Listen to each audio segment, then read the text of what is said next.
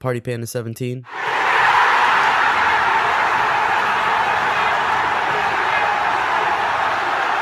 Stand up now and face the sun. Won't hide my tail or turn and run. It's time to do what must be done. Be a king when kingdom comes. Well, you can tell everybody. Yeah, you can tell everybody. Go ahead and tell everybody. I'm the man, I'm the man, I'm the man. Well, you can tell everybody. Yeah, you can tell everybody. Go ahead and tell everybody. I'm the man, I'm the man, I'm the man. Yes, I am, yes, I am, yes, I am. I'm the man, I'm the man.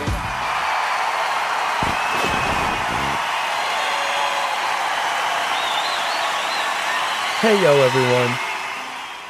Wow. Thank you everyone for this award. Oh yeah. Thank you, We love thank you, you. Panda. This guy's You all great. know I hate to boast. He's so humble. Well, that's not true. Good one. This has been a great year for the channel and for gaming as a whole. Hell yeah. I am so appreciative for each and every one of you, for real. He has compassion. As you all know, we love to keep it positive around here. Yeah. Talk about the future of gaming, the industry, and... Oh my goodness. What's going on? I just received word. Which word? A 4th edition of the worst games of the year has just hit the algorithm. Get down, everyone. Brace for... Yeah, I'm not really sure how to segue from here. Ah, fuck it. Roll a montage.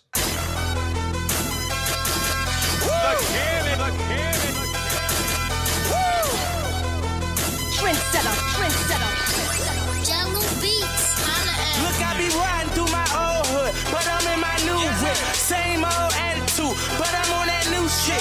They say they gon' ride me, see me never do shit, cause they know that's the reason they gon' end up on the news clip. Audemars on my wrist, bust down. We popping bottles like I scored a winning touchdown. Remember me dead broke, look at me up now. I run my city from Starfield back to... Alright, we had our fun, but now it's time to get down to business.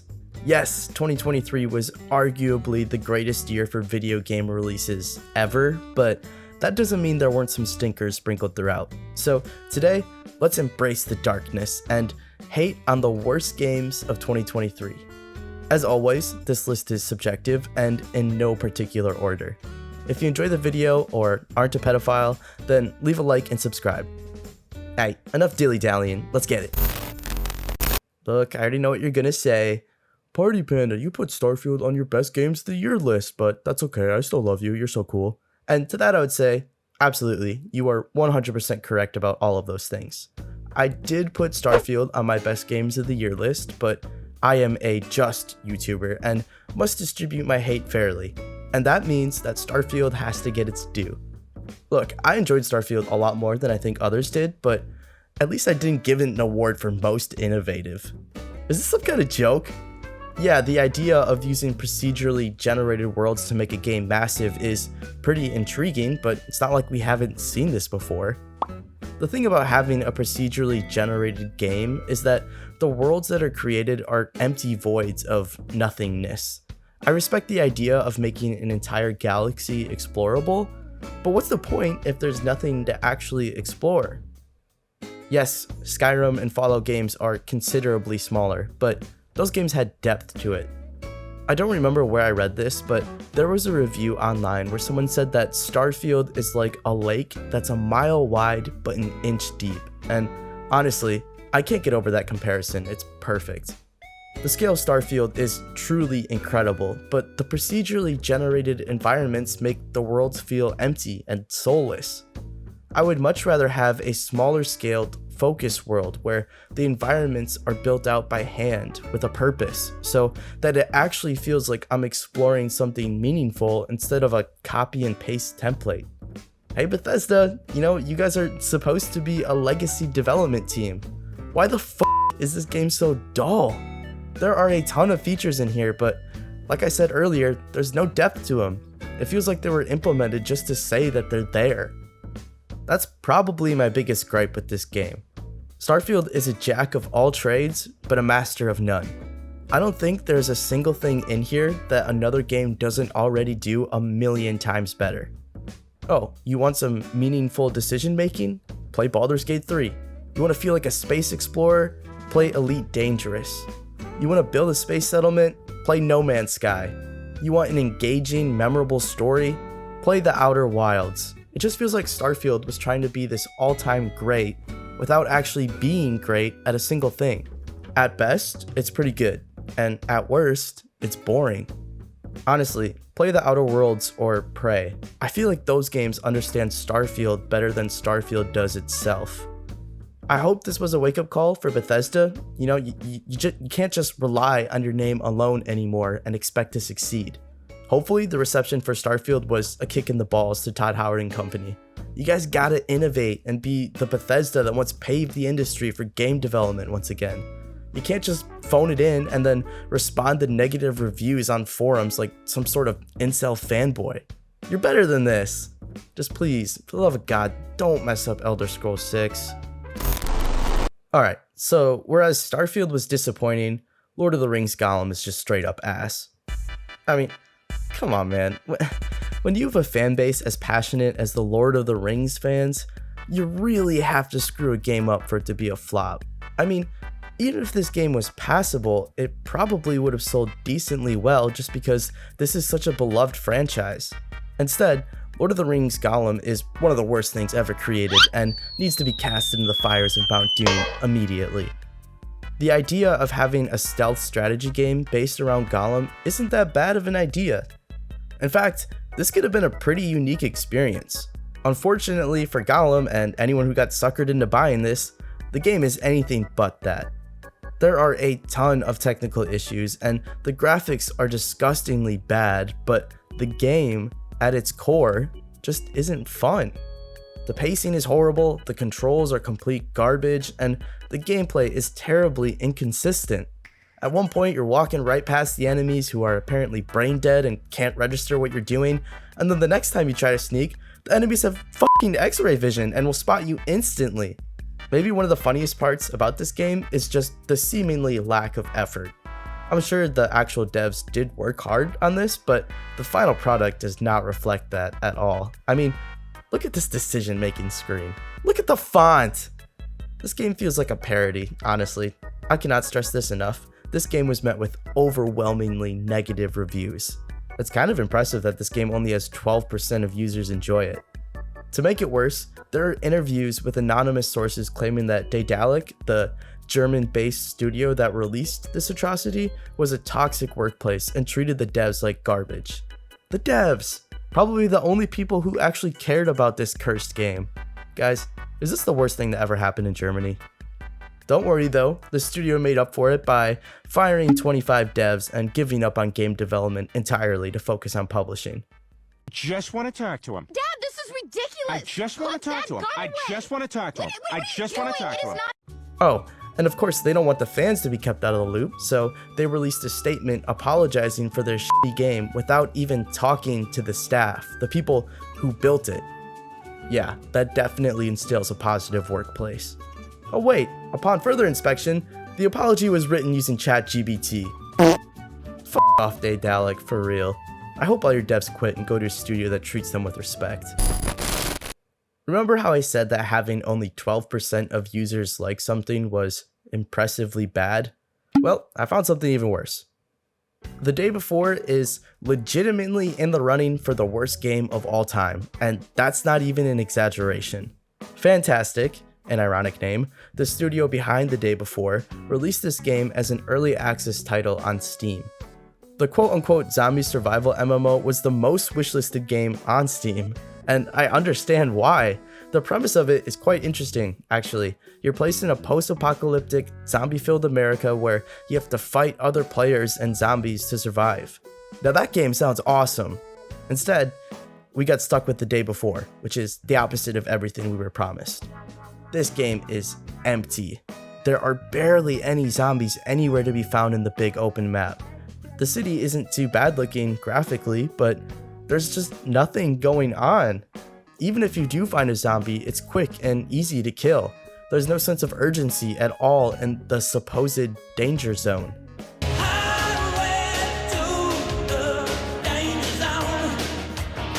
The game also lacks basic gameplay mechanics that you'd expect out of a modern game. There's no mantling, and there's no melee attacks. No melee attacks in a zombie survival game. It's basically a trash man simulator because all you do is travel around the city and loot garbage. On top of the game being severely unoptimized and, just simply put, boring, it is also completely fraudulent. You see, the thing that makes the day before unique, I guess, is that the terrible gameplay isn't the worst thing about it. Nope. In fact, it's the incredibly stupid development it had and the ensuing aftermath of the game's launch. There was so much turmoil and chaos behind the scenes that Fantastic barely was able to shit out this game in the first place. But even then, releasing the game wasn't enough to save the studio. Fantastic closed just 3 days after the game's launch, saying, quote unquote, shit happens, and delisted the day before from Steam. I was going to include the details of this game's mismanagement, but it is legitimately insane, so I think I'm going to make an entire video dedicated to it. At the very least, Fantastic, your game will live on in infamy. Oh man, this one sucks. City Skylines is great. The game got plenty of post-launch support and was really well done from top to bottom. It's my personal favorite city building sim. You can pick your location, how you zone and manage your city, and just watch it grow from a small cozy town to a bustling urban metropolis. This game basically single-handedly saved the genre after SimCity tried to torpedo it into the ground. It's a game that just feels really rewarding to play, so I had very high hopes for City Skylines II. The original game was starting to show its age, so a sequel was bound to be due at some point, and it was exciting to think about. City Skylines finished with a ton of content, so I think it was somewhat fair to expect a lot of that to be included in the launch of Skylines 2. Never mind! City Skylines 2 is basically only a sequel in name. Yeah, you can definitely tell it shares some of its DNA with the original, but Skylines 2 feels like it's moving backwards compared to where Skylines 1 left off. The game lacked some benchmark mechanics such as airports and mod support from the Steam store. Like a lot of games on this list, Skylines 2 unfortunately fell victim to the new industry trend of being highly unoptimized and unstable at launch. It had some pretty bad technical problems and made the overall experience way more frustrating than it should have been. You know it's bad when the devs themselves admit that the game isn't optimized enough to hit their goal benchmarks. That's probably a sign that this one needed just a bit more time to clean things up behind the curtain. Maybe the saddest part, at least for me personally, is that the sequel decided to switch up the art style and give it a more realistic look. Some of the lighting and buildings do look better, but the original charm, and to me, the vibe, has kind of faded. I don't really know how to describe it, but the game just feels like it's lost a bit of its identity. And to add on to that, the game also included some more realistic mechanics that made some of the gameplay a bit more grindy or in need of micromanagement. Sometimes you have to get the smallest of details done perfectly, or else it can throw off the look of your entire city. I know that's kind of the point of these games, but this feels like it's balanced just a bit too far in the management side. The game reviewed pretty badly, and because of that, the port to the PS5 and Xbox Series got delayed until spring of 2024. Hopefully that gives them enough time to polish this thing up, because this is just sad, man. I didn't play this one, and honestly, I'm glad I didn't. I don't know if I could have handled it based on what other people are saying about it. When Forspoken was first revealed, I thought it looked promising. You know, the plot seemed kind of cool. Your character gets warped from New York into this fantasy world where you have powers and get to go on a whimsical adventure. The game also had some big industry names behind it, such as Amy Hennig, who wrote the first 2 Uncharted games, Gary Whitta, who helped write Star Wars Rogue One, and Bear McCreary, who's the mastermind behind the score of the new God of War games. And actually, that's where all the positive stuff ends. Despite all of the talent on the inside, there was a lot of turmoil throughout development for this game, including heavy edits and rewrites to the script. According to Whitta, the game changed so much that the final product was nothing like the original pitch. Like a lot of failed open world games, Forspoken's fantasy world feels empty and uninspired. That's a major beef I have with modern open world games.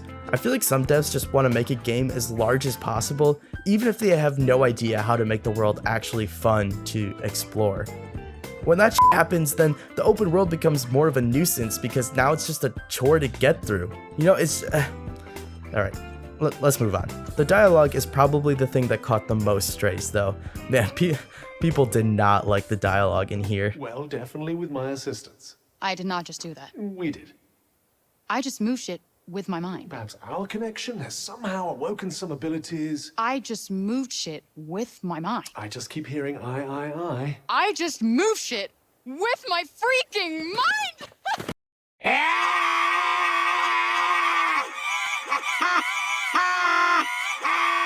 You know how Iron Man was real quippy and a breath of fresh air when the MCU first started back in 2008? Yeah, it was cool back then because it was fresh and fun. But since then, we've had a million new Marvel movies with the same quippy characters, and it's definitely began to run stale. Well, that appears to be news to the writers behind Forspoken, because the dialogue in here is MCU writing turned up to 11. Ridiculous. Oh, that's too far. Good to know there's a line. If you could just master these new abilities, with my help, of course. Did you not just see me take out that gnarly beast? The writing is just so... cheesy? It's very outdated at this point, and it really just comes off as major cringe. Apparently the dialogue improves as the game goes on, but that's a pretty big leap to assume people are gonna make it that far. If you somehow found a way to enjoy the dialogue and get invested in the story, I got bad news for you, pal. Forspoken, like so many other games this year, had a buggy launch that really dampened the overall experience. The game was just a mess on so many different levels. It's hard to justify shucking out 70 bones for it. Huh. Guess I'm not the only one who thought that. The game's sales performed so poorly that the studio behind it was demoted to just being a support studio for other games instead. I don't know. I don't think this game is the worst on this list, but it certainly deserves a spot nonetheless. I honestly don't even know what the this thing is. I never saw any marketing for it, never saw it on any game stores, and definitely didn't see any positive reviews for it. Skull Island Rise of Kong is such a mystery to me. The game came out of nowhere just to get shit on by everyone, and rightfully so. The game is just god-awful. Kong, who is supposed to be a giant ape, plays like a regular-sized one that has been hit on the head repeatedly as a child. The movement is jank, the combat is boring, and the sense of scale, the one thing that you cannot mess up with the King Kong game, is non-existent. Come on, dude. It's King freaking Kong. I want to feel like a giant monkey who is the king of the jungle. I know I've said this about a lot of games so far, but I can't stress this enough. This game just feels so unfinished. Maybe not even unfinished, just a lack of effort. The character models in here are so bad, dude. Some people say this looks like a PlayStation 2 game, but I don't know. I'd argue against that. It's far worse looking. When I first saw this game, I thought the graphics and frame rate were a homage to the 1933 movie. Nope! The game just has disgusting looking assets and technical issues. What happened to us? America used to mean something. What happened to the days of giant monkeys climbing skyscrapers and wreaking havoc upon the world? That's the most disappointing part for me. King Kong is a valuable IP, and to see it disrespected like this is just depressing. This game is tough to look at, and unfortunately even tougher to play through. But I don't want to just shit on this game without mentioning the devs. Not in a bad way, no. Like a lot of bad games, the mistreatment of the devs led to a bad end product, and Skull Island Rise of Kong is no different. Supposedly the studio behind this was a small team in Chile who had an insane turnaround to get this thing out the door, and also had to deal with budget cuts and layoffs mid-production. It's amazing that this game released in this state at all. I feel for the devs on this one. You darlings did nothing wrong. Game Mill, on the other hand. Me now! Is it too late to go back inside yet? What do you want me to say here? This game has been poo-pooed on by just about everyone at this point, and I don't really have an original bone in my body to add anything insightful. To me, Redfall is the definition of soulless corporate greed. The studio behind it, Arcane, is one of the best in the business, as long as the business is making incredible single-player experiences. Unfortunately for Arcane and the rest of the world, Xbox had them build a live service co-op game. The premise was kinda interesting, I guess. Personally, I didn't really think it was that captivating to play as a vampire slayer in New England or whatever Twilight-ass plot this was. On paper, this game should have worked. Arcane has an almost perfect track record, so if you were gonna make a live service game, give it to the guys who have had repeated success. But surprise! The formula doesn't translate well to the live service storm that so many companies try to reproduce every year. The writing was on the wall with this one. Multiple delays, a seemingly lack of clear direction, and somehow no 60 FPS performance mode on the new consoles. Head of Xbox, Phil Spencer, addressed the launch itself during an interview saying that the game was disappointing for Xbox fans and that he took a lot of the blame upon himself. Well yeah dude, it's your job to run Xbox. I don't want to be too harsh because I actually like Phil Spencer, but you get paid the big bucks to run a smooth ship, and this thing was the video game version of OceanGate's Titan submarine.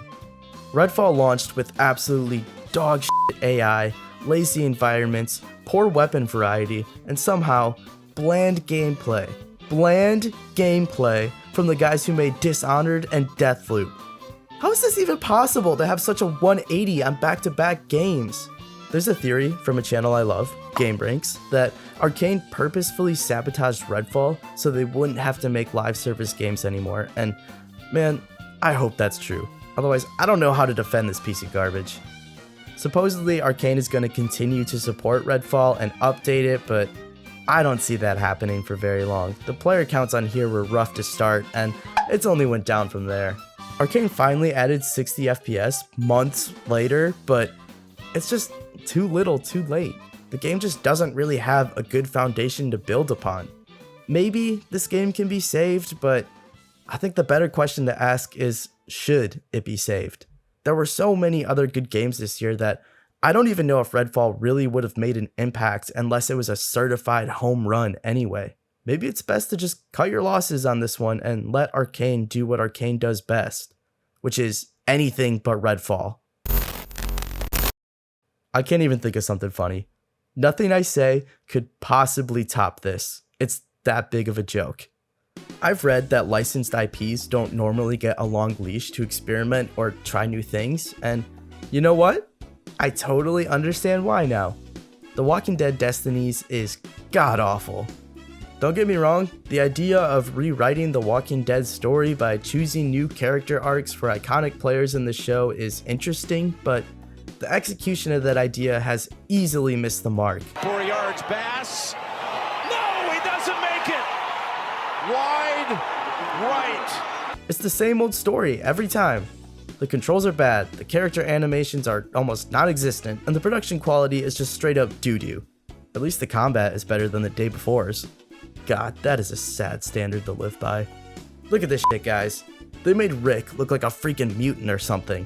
I don't know if I've ever seen anything this bad, and I'm an NBA 2K fan. God, this piece of shit is ugly. Were the devs given any budget at all? There's not even cutscenes in here. It's just a still picture with sound effects in the background. You aren't even animating character movement. Why can't you make the stills look better?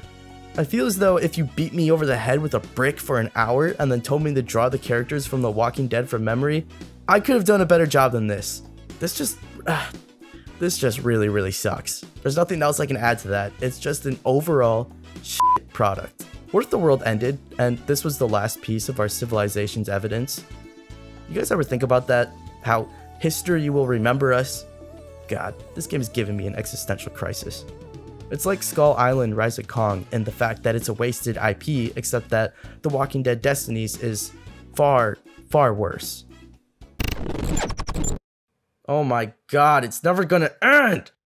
Why do we keep doing this to ourselves? I swear to god, this is such a toxic relationship. Last year, I put Modern Warfare 2 on my best games of the year list. I thought it was genuinely great. The campaign was enjoyable, the graphics were unreal, the gameplay was solid, and overall, it just had a great foundation, which was needed because the word on the street was that this game was going to get a 2-year cycle, breaking the tradition of annual COD. Oh my god, if that actually went down like that, then Modern Warfare 2 could be in the argument for one of the greatest CODs of all time.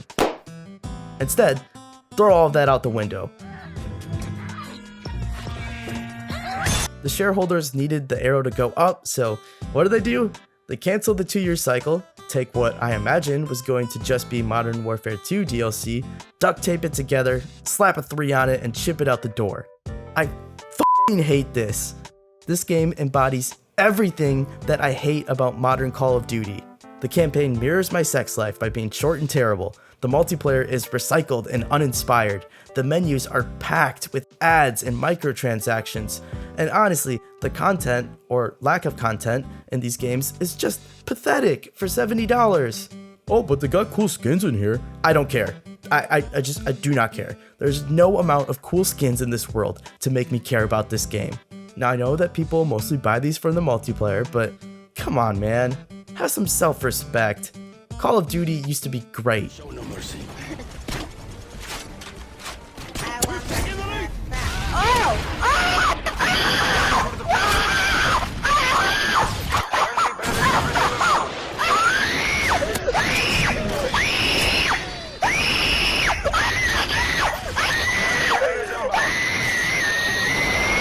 You want to hear a sick joke? This year's Call of Duty was the worst reviewed ever, yet somehow has outsold Tears of the Kingdom, one of the greatest games I have ever experienced. Thank God Hogwarts Legacy outsold this game and prevented it from being the best-selling game of the year. Otherwise, this might have been my Joker moment. I already made a video about why I'm extremely disappointed with how Activision handled MW3, so I won't go too much further into it because I will lose my mind if I don't stop here. All I can say is, this is our fault, guys. We gotta quit buying shitty games from shitty companies. Alright, I got some dishonorable mentions. Switch ports. What are we doing here? Look, I get that the Switch has been wildly successful and devs want their games on this platform to capitalize on that, but if you can't make it work on the Switch, then don't force it. My goodness. I love the Switch. It's freaking awesome, but this thing is barely chugging along in 2024. I mean, get that thing off the road, man. Theoretically, I would love to have more great games on the Switch, like the Batman Arkham trilogy or Mortal Kombat 1, but this is not how you do it. And the crazy thing is, I don't even know if it's actually the Switch's outdated hardware or if it's a porting issue. Because games like Doom Eternal and Alien Isolation and, damn, even The Witcher 3 all run pretty great on the Switch.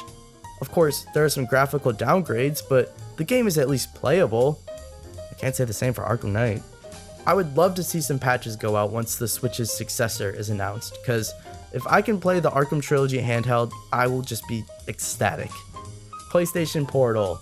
No, it's not a game, but I wanted to mention it anyway. I still don't quite understand why this is a thing.